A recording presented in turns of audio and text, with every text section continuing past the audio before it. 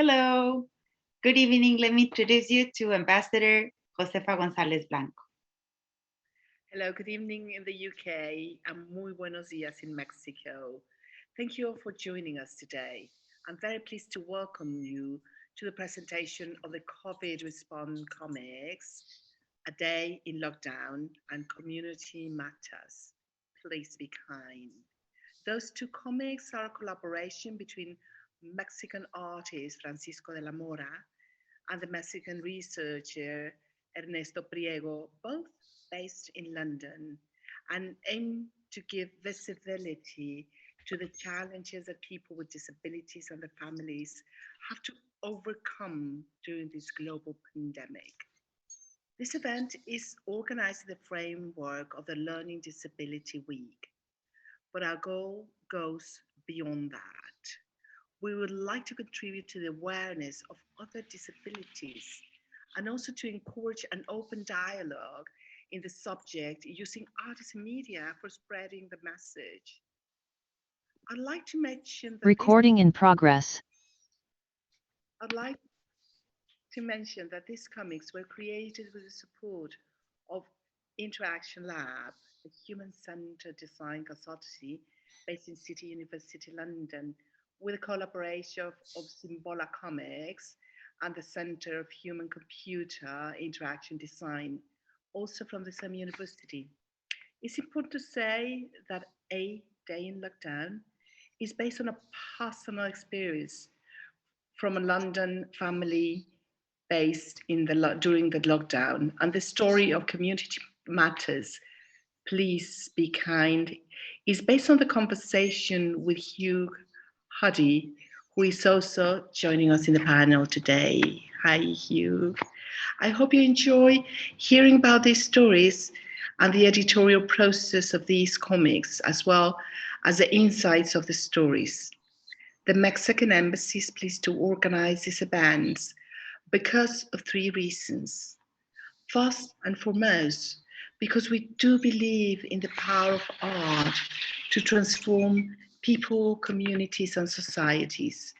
In order for art to remain relevant, it must reflect the challenging of its time, becoming not only a form of personal expression, but a vehicle for community ideas. Second, because it involves the work of two very talented UK based Mexican artists who approach us to make us aware of these pieces. The embassy is always open to promote the Mexican community talent in the UK.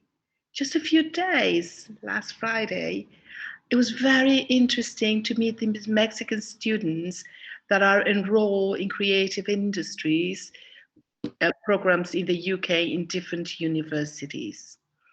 Finally, I do believe in partnership with local organizations to increase the impact of our work and your work. For this event, we partner with MenCap, a UK-based charity for people with disabilities. Now, I will leave you with Stephanie Black, our cultural attaché, who is going to introduce you to this exceptional panel. Stephanie, dear, the floor is yours. Thank you very much, Ambassador.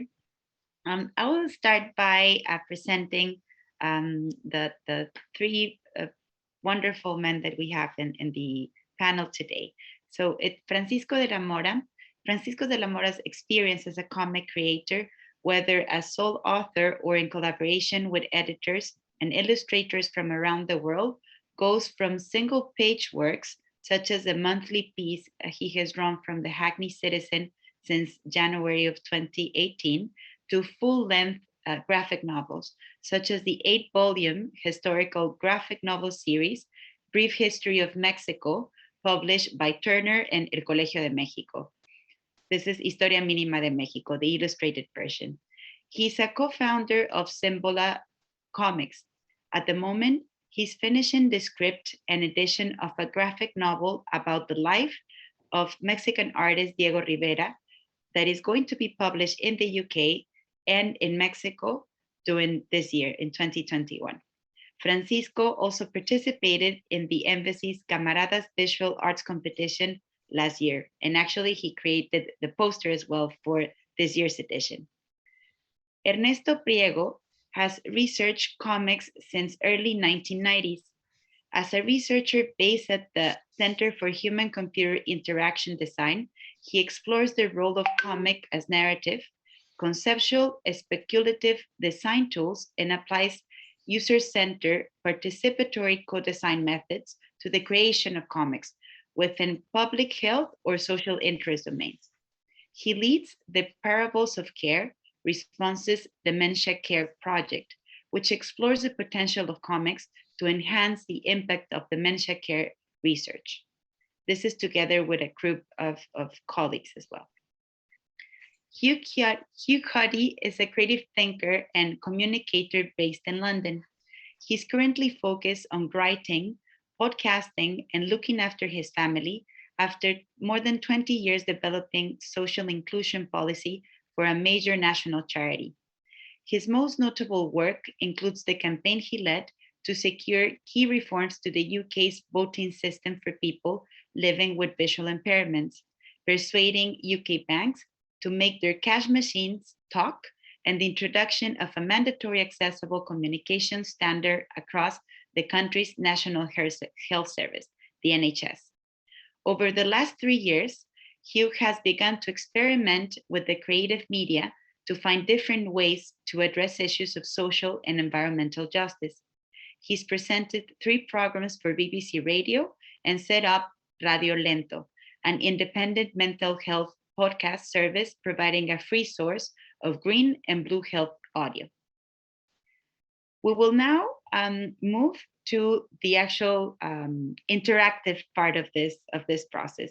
Ernesto, as editor of these 2 comics, would you tell us about their background? And for those of you who haven't had the chance to actually read the comics yet, can you tell us please about the project in terms of what's the background, the interaction design, the user-centered design, and the comics?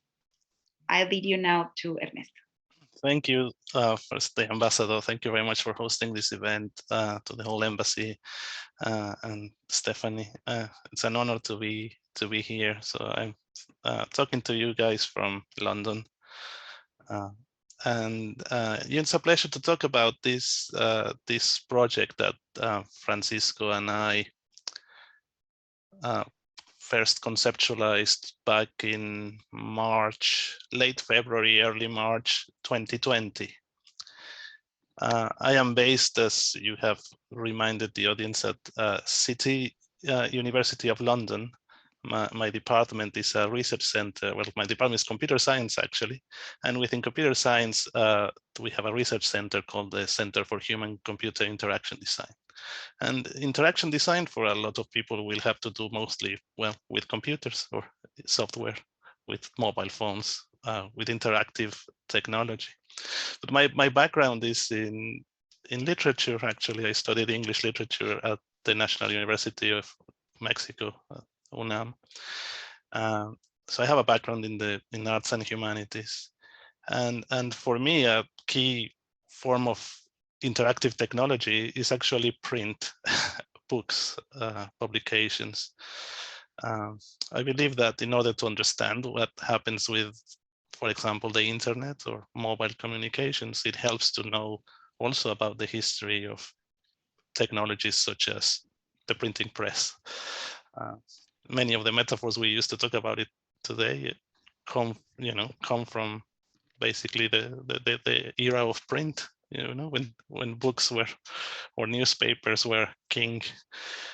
So these comics are part of print culture, and as you know, for instance, in Mexico, comics were crucial for helping with campaigns of to increase literacy, for example, to help people read or learn to read and write. And in a way, they have played a similar role around the world, including the UK. You will still find lots of people who, you say comics and they will immediately think of the Beano or 2000 AD, or the Dandy or Eagle comics for people of a certain generation. So they share that commonality of being a product of print, but also that have diverse audiences, that they help people engage with the world in a way that sometimes only prose did not allow them to. So yeah, this is a long introduction to the question of why someone in doing interaction design research would be interested in working with comics. And Francisco, he will get at we will hear from him now, as well as from Hugh. I guess we all shared our interest in trying to, in advocacy, I guess, in trying to communicate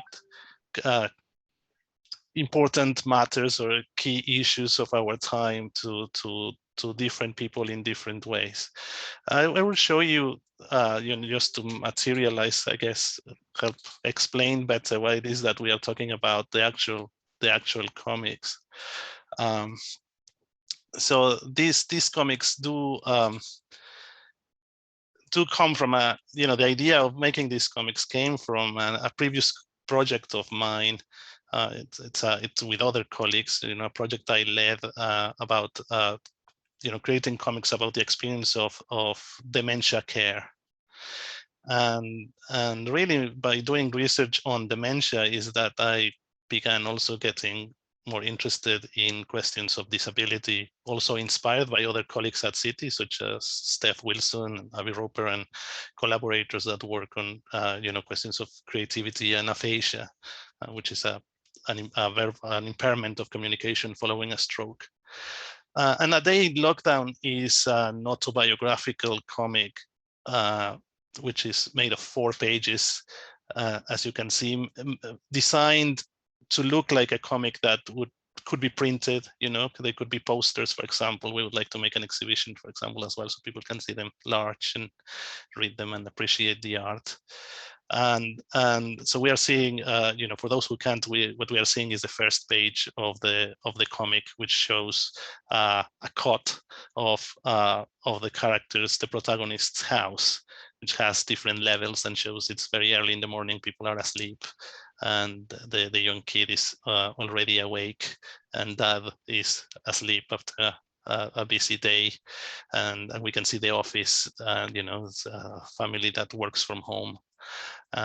And then we see 2 more pages that are busy with activity.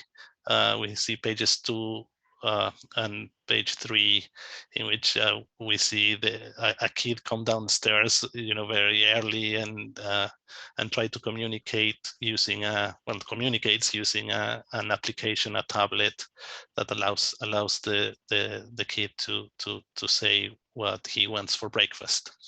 I won't describe the whole comic here because of questions of time, but those of you who can see will be able to see the comic. Those who can't will be able to download it, and hopefully through machine reading, there will be software that should be able to read the text. But we're also working on making the text more accessible when machine reading does not work, to describe this for people with visual impairment. But it is basically telling that comic ends here on page number 4. That's the second comic that we did this year. The first one is the one where Hugh, who is present here, was involved. This is page 1 of that comic. It's called Community Matters, and this one is about the experience of social distancing, we would say, lockdown restrictions, trying to do basic things such as ordering food on Amazon in the early days of the pandemic last year, when there were no delivery slots available, and having to.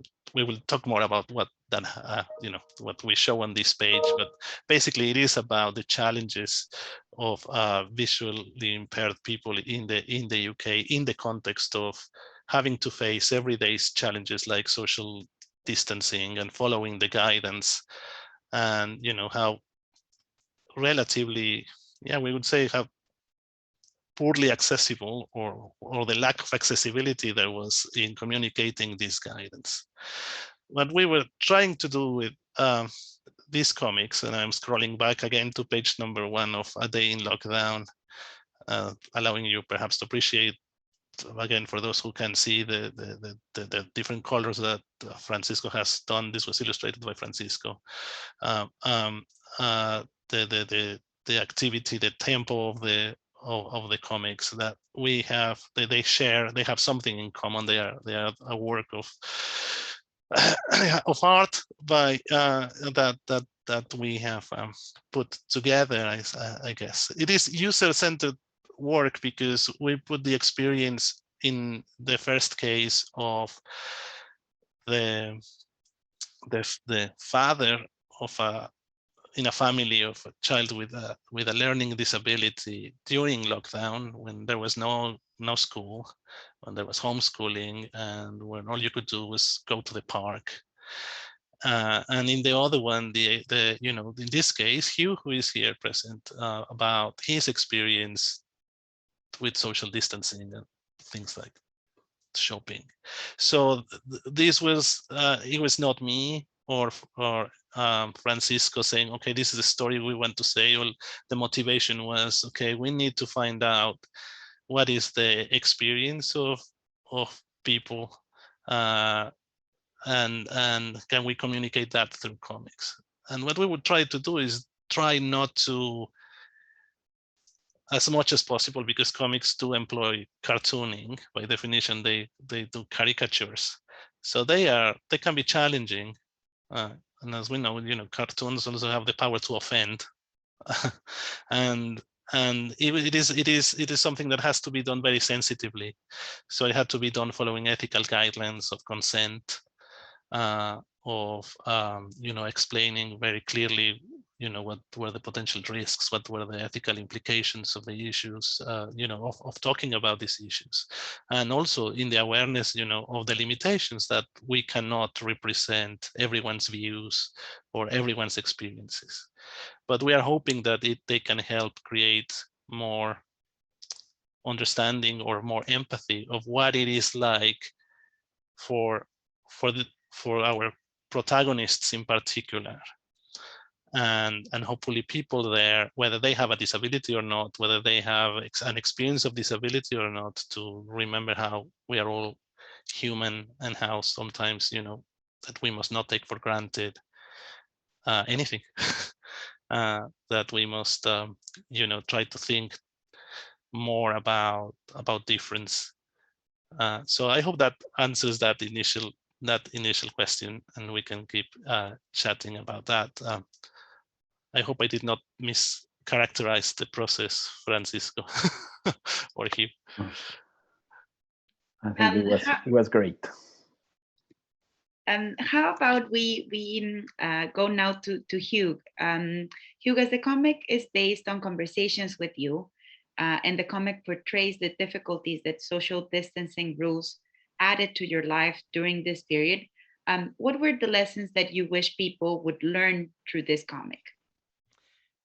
Wow, lessons.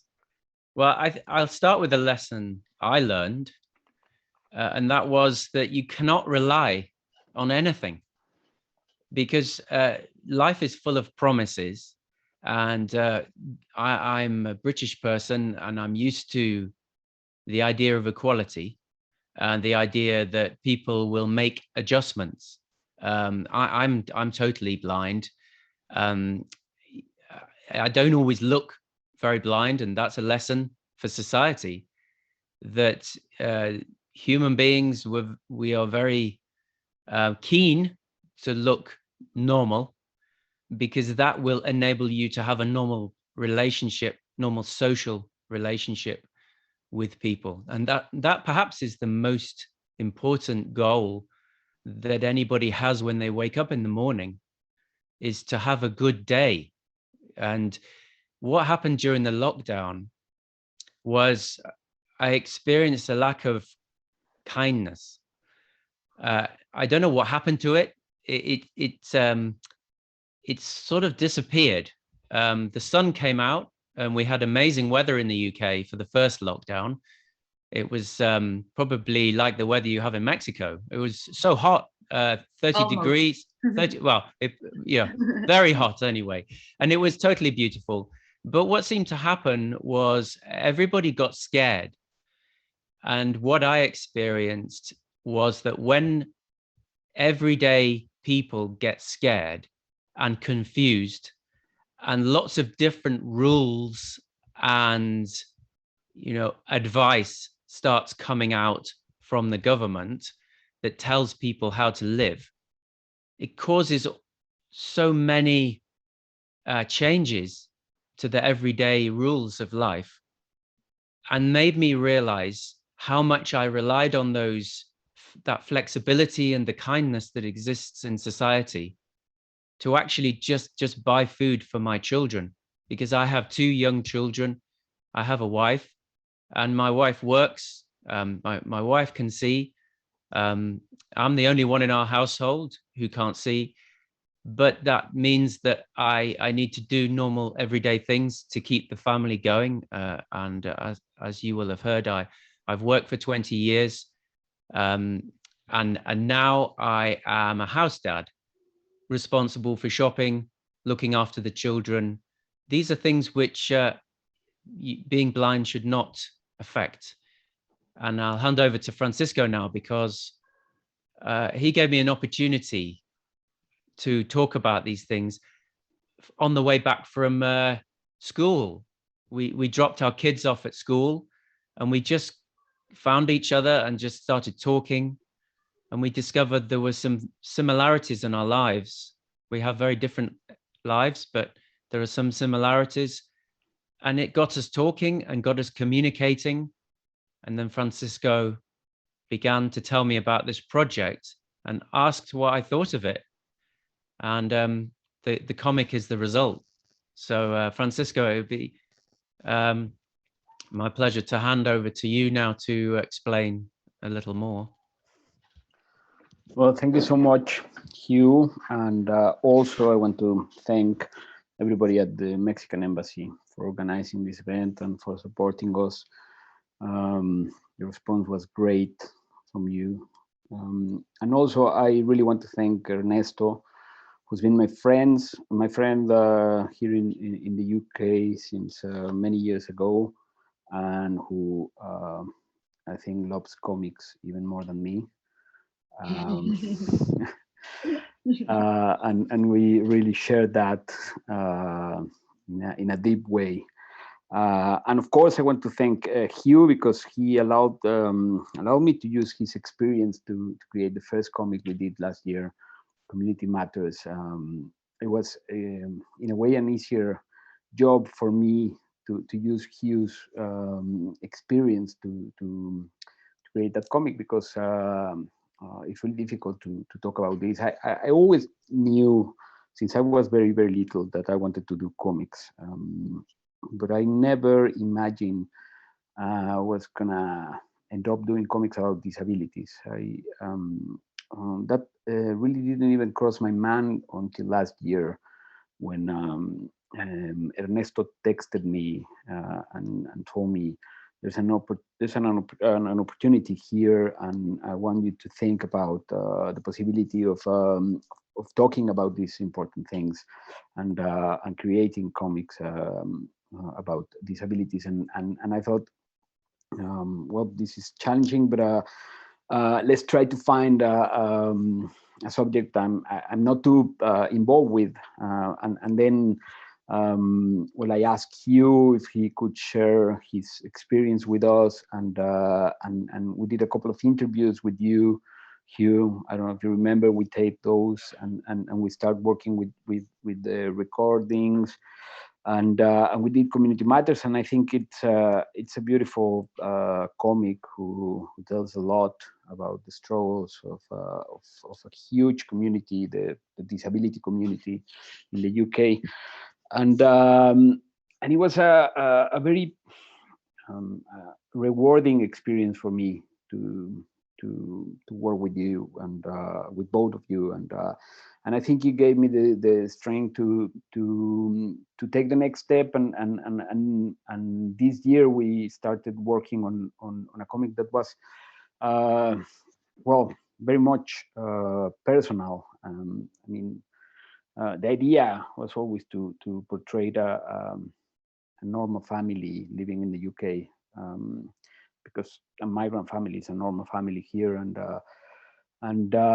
we try to not to make it too personal, but anybody who knows me knows that that's my life, and so I have to thank also my family, because they allow me to use their story, and even though I share it with them, and I ask permission for everything, from the I don't know, representation of the characters, who's always tricky to what the thoughts that I was writing. Well, it's really very great of them to allow me to use our shared experience during the lockdown. And the only one who didn't, well, I told him I was doing a comic about him and us, to my son Martin, who I also thank, because life with him is incredibly fun and amazing. But I don't know if he was completely aware of what was happening, and there was always a concern on my side. I always thought, well, what's going to happen in 10 years when he looks back and sees a comic and says, hey, why are you talking about me when I was little? And but I think at the end, well, I took the risk because it is really important to talk about these things. It allowed me to open conversations, not only with some readers in the UK, but also with my family in Mexico, with many people who knows me and are not really I don't know, aware of how it is to live with a disability in your house. So that's of course and evidently something that Hugh and I share, and that's why I think we have become good friends, and because we have that in common. But also this comic allowed me, but both of the comics allowed me to share that with a wider audience, and with my friends and with my family. And I think that's the main thing for me to create some sort of awareness on these important subjects. That's great. Thank you very much, Francisco. I believe that you touch upon the issue of something that also Ernesto mentioned before, the ethical dimension of this, and consent in particular. And I think there's a whole conversation about that, and related to various subjects within art, right? And how to make sure that you are involving for example, also in terms of appropriation in general, not only cultural appropriation, but appropriation of personal stories. And I believe that the best way is precisely what you did, just asking for consent, and realizing whether it was okay, and making people aware that a story is being done about it, right? And now I have a question for each of you, one for Francisco and one for Hugh.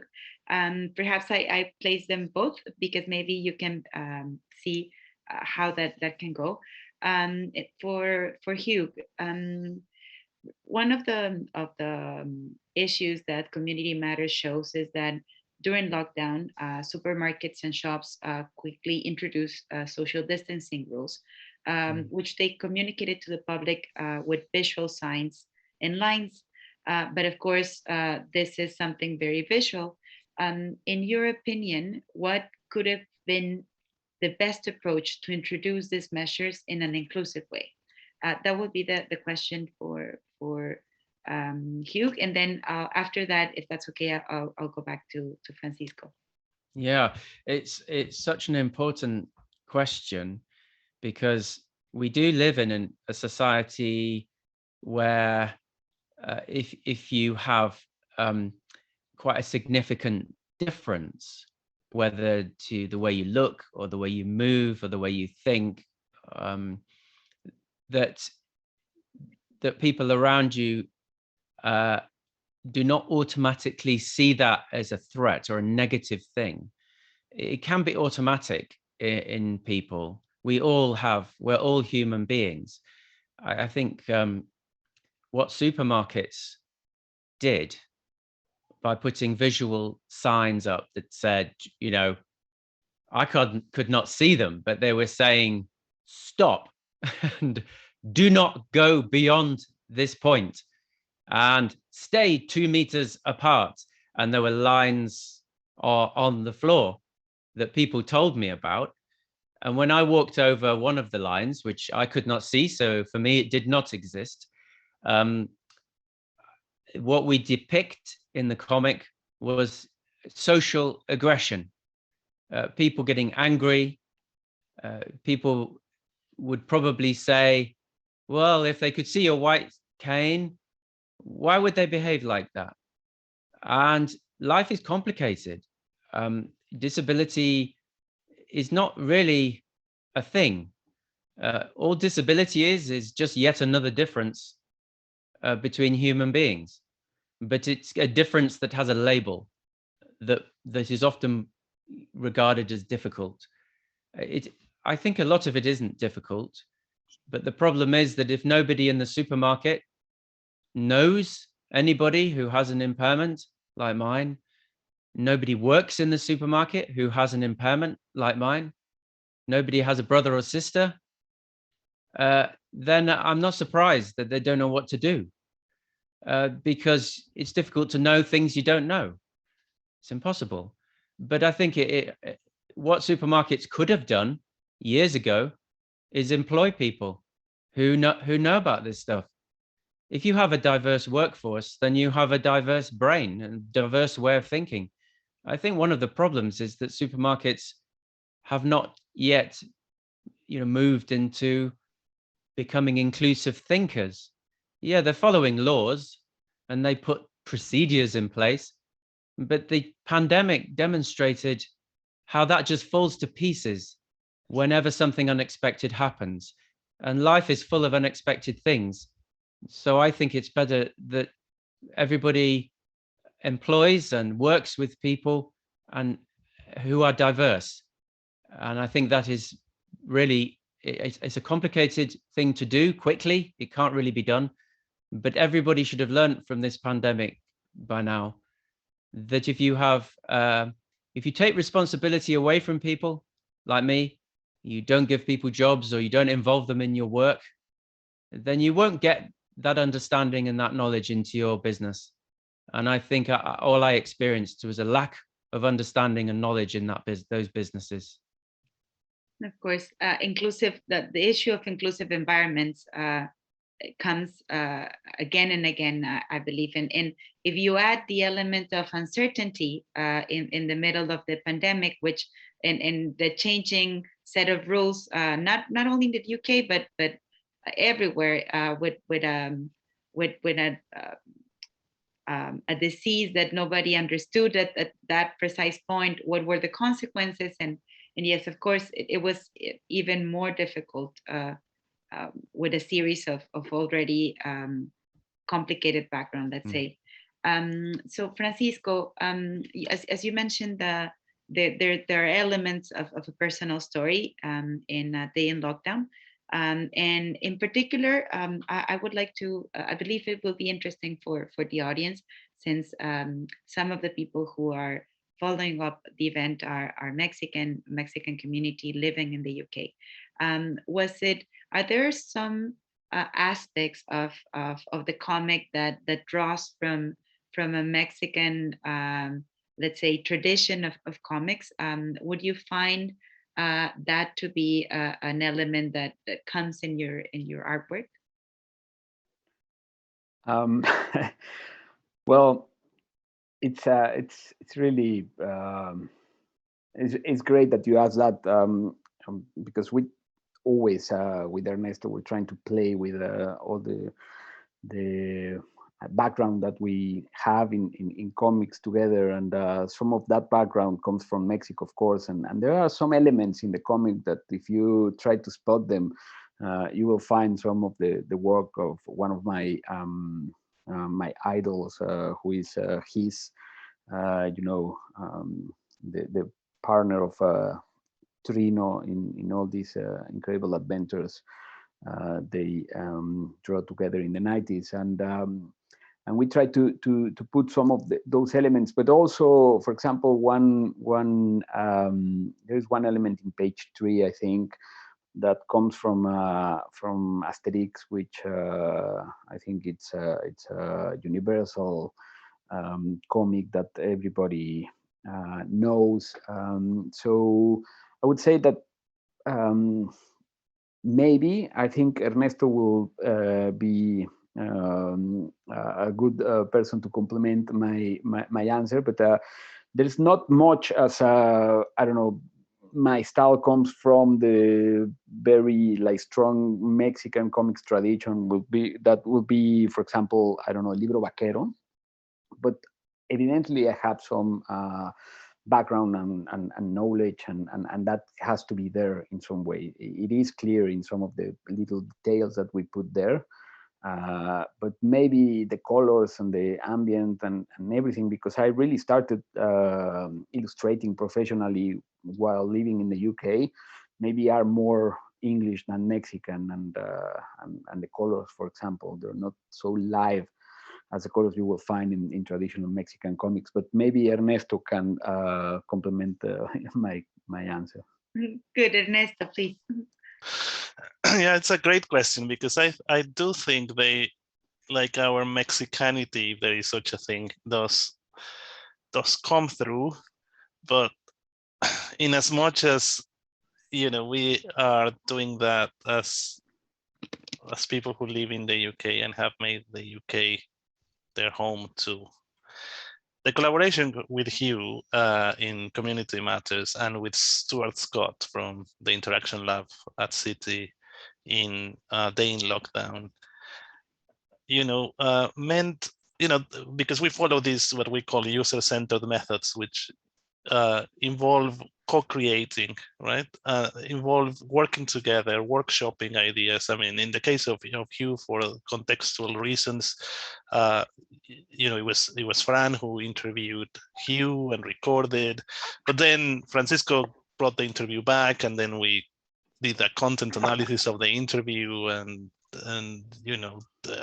identified the threads, and then Francisco went back to Hugh and they tried to communicate what we're trying to do, and Hugh fed back. And in A Day in Lockdown, we interviewed readers. We asked readers to proofread the comic at different stages as well.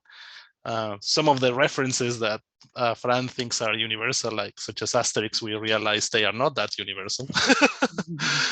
So we also gave ourselves permission to use, give, references, show references or visual cues that not everyone would understand, but that we do and make us happy.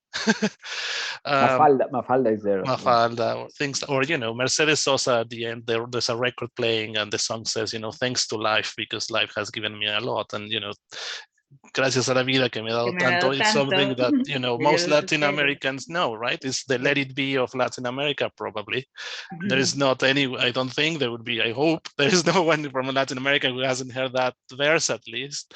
I would hope so. So it would be it is more identifiable and for a Latin American audience. But then hopefully what we are trying to do is that whoever sees those comics, that, by the way, they have also been translated to, at least A Day in Lockdown have been translated into Spanish and French, and we would like to do the same with Community Matters, is that they are being read or viewed by people from different backgrounds, and hopefully we can help that kind of, also like with disability. What he was saying is so important about what happens when you don't fit the idea of someone else, that they expect you to be like.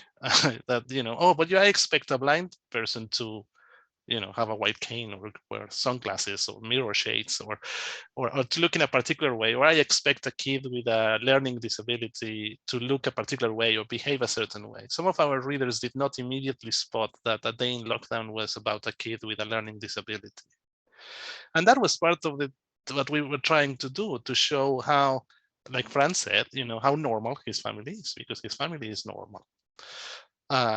That with those, whatever normal means, right? So normal is that difference, right? That is like, yes, that's the point. Sometimes that experience is really just it's undistinguishable from someone else's experience, even if it's different. Some unity in difference there. So we are trying to do that culturally too, to show, and I think we have shown that working with Hugh, working with Stuart at the university, Fran and Hugh here, is that our backgrounds may be different. Fran, I'm sure that he will be like, sometimes he does not look, what people sometimes expect Mexicans to look like. Well, are you Greek? Are you Russian? Are you Italian? Are you, right? The same with me, like, Ernesto, where's your name? Are you Italian? Or are you Turkish? Do you work in a kebab shop? And, the people expect a certain nose to mean certain things. And, so we're trying to play with those stereotypes, because comics do stereotype as well. So we're trying to deactivate that and promote empathy. The whole humor is usually based on stereotypes, no? I mean, exactly, it's part yes. of whether they are correct or not, but exactly, humor in general exactly. like tends from preconceptions of people about. Indeed. We've tried to be very respectful, though, right? Like, honestly, we have tried, but there is something about humor as well that sometimes you need an art, right? That if you are just too careful, then it's not art, right? Then it is not really challenging enough to make you. There has to be a little bit of risk.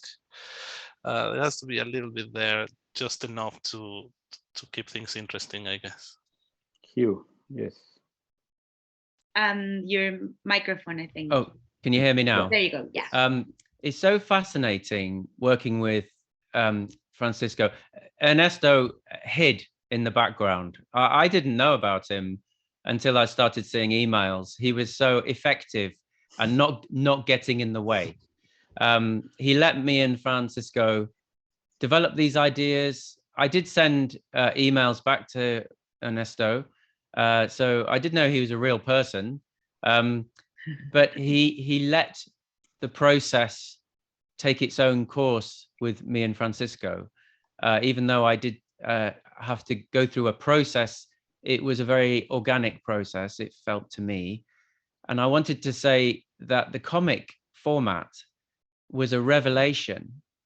So often, I've spent 20 years working in disability in the UK and to a certain extent in Europe and the US. So I understand the style that we have in so-called sort of disability and human rights.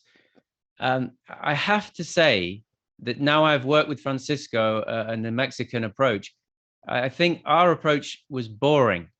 And boring is no good because it does not get people connected. And the wonderful thing about a comic that made me very happy, because I could see when I was younger, I used to love comics. I found them an escape from reality, but they were about reality. But the way they let you talk about serious issues in a really serious way, but at the same time, just on a basis of humor, it's a very powerful medium. And it made me feel free to talk about things and to play with feelings that I would not normally talk about. And I think the comic format and Francisco's approach to turning these ideas into visual ideas, I liked that I would not be able to see them myself. I liked the idea that these stories would become comics, because somehow for me that felt more powerful, because it was less real but more real, and I felt that was a perfect combination. Yeah, that you know that is that really gets into my mind, because I come from a human rights background, and there is lots of discussion of how to put forth the message for change in general, whether in human rights or in the environment, for example, like how to make campaigns really reach the people, because that's the only way to actually promote change. And there's usually this very long list of phrases that you want to put forth, and then whoever is working on the actual visual side of the campaign says, hey guys, really, I mean, there's no way that all of that text can go into the graphic. Like, you have to choose, and you have to be much more creative. And the human rights community many times is just like saying, no, like this 5 pages have to go in there, because Yeah. if not, it's not enough, like that kind of things. And then on the other side, it's the designers or the artists saying, I mean, there's like this particular visual would not go with the text. So that it's kind of a divorce in the two communities. And if there were much more collaborations between the communities, many more messages could be put forth. No, so I think this is two examples of projects with an authentic collaboration work to produce the desired effect. And what plans do you have in terms of working together? Are you thinking about another comic related or other art project related to disability? If I may, I mean, we'd love to. It's always a question of funding, right? And yes, there is an idea there that has been cooking for a while with the support of my research center, who I want to thank in case they happen to be following, or if they do it in the future. Like, they've been so supportive, because suddenly this guy is like, hey, comics, and no one really raised eyebrows like, what are you talking about? It's been really great to have this support, really, from very talented, very clever people working also on, our logo, how do you call it? The slogan at the center is "Design for Good," and I love it. Alex Taylor, I think, and Steph Wilson, my colleagues, Simon Stumpf, Sarah, Alina, everyone, that we all got behind this idea of design for good, and I really identify with it. So yes, short answer is yes, but it still needs to simmer a bit longer.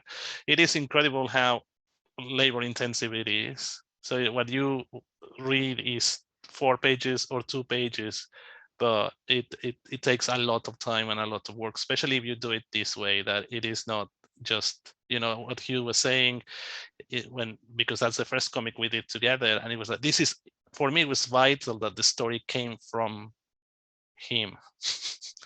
That it was his story, right? That we were not, especially also because we were going to use a medium that then he could not consume in the same way that other people would, right? The exact same way. So it was vital that it was his story. So, this all means that it's not like just me or Francisco just drawing what he wants in the way he wants it. It has to go through lots of checks and balances and lots of different stages, like a proper research project. So it is very labor intensive, and it's therefore very expensive. So this is why we hope events like this. I mean, if you Google the titles of the comics, you will be able to find them in the university repositories and download it open access. So it is hopefully discoverable enough. We have added links, and they are linked from the embassy website for this event. So hopefully, there will be more eventually. Wonderful. Fran, I think you wanted to say something.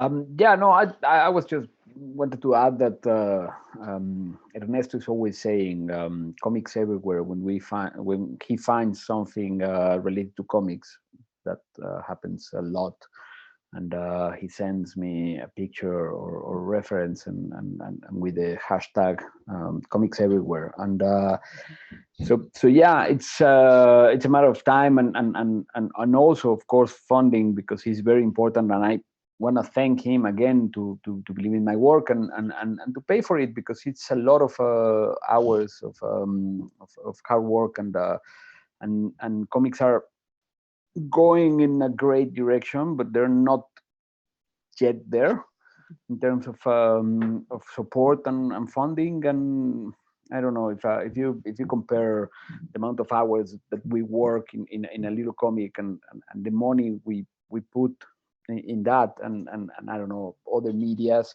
it's just ridiculous. It's not it's not very fair in the arts, where comics are, but it's getting there, and hopefully in next year we'll be able to start producing another one. And yeah, we have this little collective like idea called Simbola Comics, which it's been our logo since, I don't know, 4 or 5 years ago, and we've been working doing comics with that in different ways. Not only disability, we have done other projects a part of the disability area. So hopefully we will keep working together.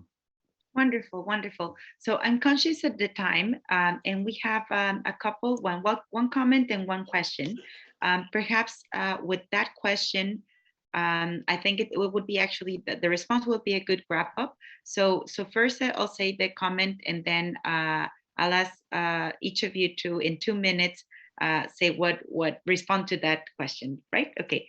So the comment is basically it's congratulations and for the event, saying, this is from Enrique Gelista, saying that it's a very interesting event and that he would like to be in touch with you. So if that's okay, we have Enrique's contact details, and we can pass you that information, and then you can be together. That's for the comment. And then as to the question, is, as a society, what do we need to learn about inclusion, and how should we support people with disabilities in a meaningful way? So what would you say it's the meaningful way? 2 minutes. Should I start with who wants to volunteer? Hugh? Yeah, a hard question. I worked for 20 years in disability. It's very tiring working in disability if you have a disability yourself. I'm sure it's tiring if you haven't got a disability, but I can only speak for myself. You have to live your life. You have to live a good life, which I was very pleased to hear the Mexican expression, which I shall live by. You need to know how to have fun, and you need to take a lot of the knocks and the trips and the falls in good spirit. Now, these are things which you have to attend to yourself as a person. It is, in a way, an impairment or a disability is a development opportunity that was given to you, even though you did not ask for it. But it was given to you. If you were paid to do it, you'd be pleased as long as the pay was good. The problem is you're not paid for it and you didn't ask for it, but you got it anyway. In a way, that's what you have when you have life. You didn't ask your parents. You just came. So I see the meaning to me of having an impairment is the same as being alive. I am alive. I have a disability. Those two things are the same. But for what society can do, I think one of the problems is that we do have prejudices. We have things which we do, which we're not sure why we do them. And we probably wouldn't do them to our own brothers and sisters. And I suppose there are many messages in religion and Buddhism and all sorts, and anywhere you go, is about live and do to people as you would have done to yourself. And I think what will make life meaningful for me, more meaningful, is if we could all do that a little bit harder. Mm-hmm. Thank you very much, Hugh. Fran?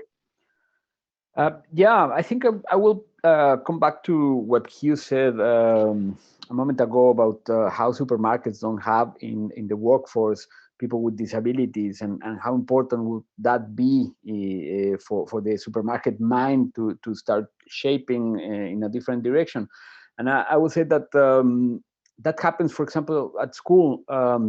When I was at school, when I was 8 years old, as my son is now, I went to school, and there was practically no one with a disability in the school system.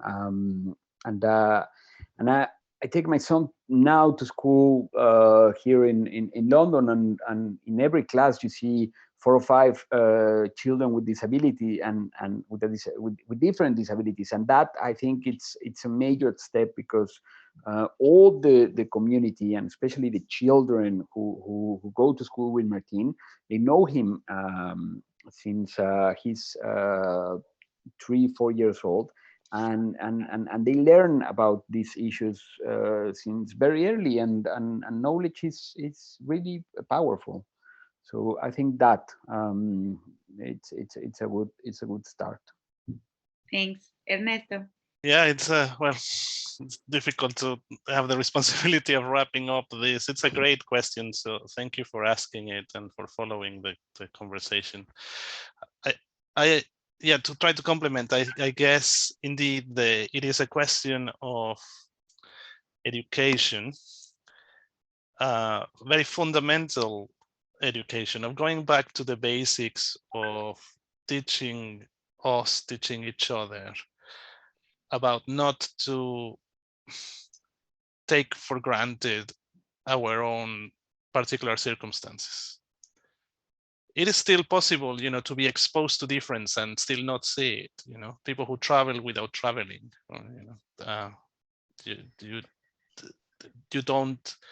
you are there, but you are not really. You're seeing something else, or you are seeing the same, or you are seeing what you think you should be seeing, or you eat in McDonald's anyway. It is really about, I guess this is why I think it is a question of design, really. I'm a big advocate of design, because it gets, when design is good, it gets taken for granted. It works because you don't see it, you don't think about it. It's just natural. You just hold the glass or the mug because it feels natural to do it that way. Or if you hold it in a different way, then it's likely that was factored in. So I think that something similar can happen for disability provision. What Hugh does, with his podcast, with Radio Lento, and Hugh, capture sounds, the sounds of Britain. And then you are like, oh my God, how can this person here, he's showing me what I am hearing, what I have never heard before. It is there, right? But that's what happens. You teach other people about, interacting in a different way. So I guess that's what we need. I guess better forms of communicating different experiences, so that there can be hopefully a better understanding of what works and what doesn't work for other people. Yeah. Perfect. We also have a question that I think we just gonna say were directed in the website, in the Facebook Live. So the question was on, is the Argentinian, this is from Adela, is the Argentinian Kino a good example of a comic creator that helps the world to understand modern society? And then there's a question from Ricardo Lopez. First, congratulations to everyone involved, and then saying that where can he buy a copy? I know that they are available at the university's website and also at the embassy. So if perhaps we can put the link in the Facebook Live, so everyone knows where to get that. Is that fine? Yeah, perfect. Yes, And absolutely. Kino, you want to answer? Yes, of course. Kino, it's like the Bible. Mm-hmm. Everything you need to know about anything, it's in Kino's pages. So of course you can understand modern society reading Mafalda, or indeed the other work by Kino. So yeah, he could be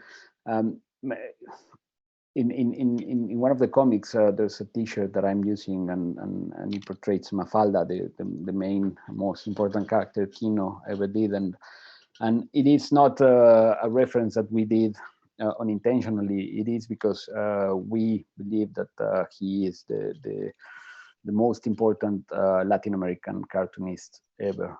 So yeah, well, I don't know, Ernesto, if you want to add something, but No, I mean, we were talking the other day about people like Kino and Charles Schulz as well, about how they, perhaps Charles Schulz, the author of Peanuts, now that the term graphic medicine is so popular, it's used to refer to comics about mental health or other medical themes.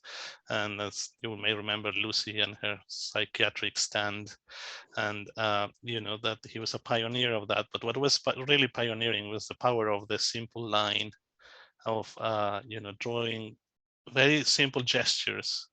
It's like, I guess, like with the disability or an impairment, the power of their cartooning is also in what they don't do. It's about the blank spaces. It is about it's, you know, it's not just the line, but it's what it's not a line. And that is beautiful. So definitely an inspiration for at least Francisco and me. yeah. Wonderful. So I would like to once again thank everyone for following this presentation of these two comics. It was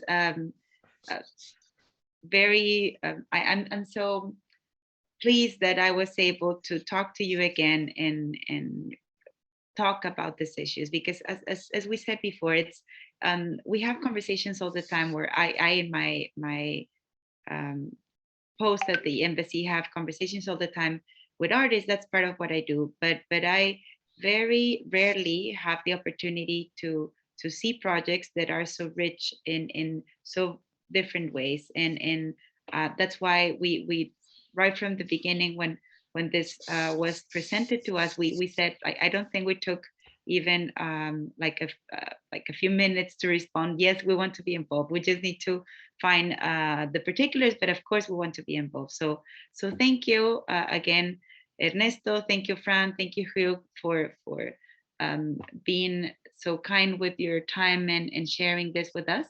The links have now been posted, I understand, in the Facebook site where you have, with the event has been broadcasted, and perhaps we can also put another post in social media with sharing the comics, both of the links for everyone who wants to see it. And thank you so much again. So I hope you enjoyed the event, and Thank you. now Brilliant. enjoy the rest of your evening. Thank See you. you next time.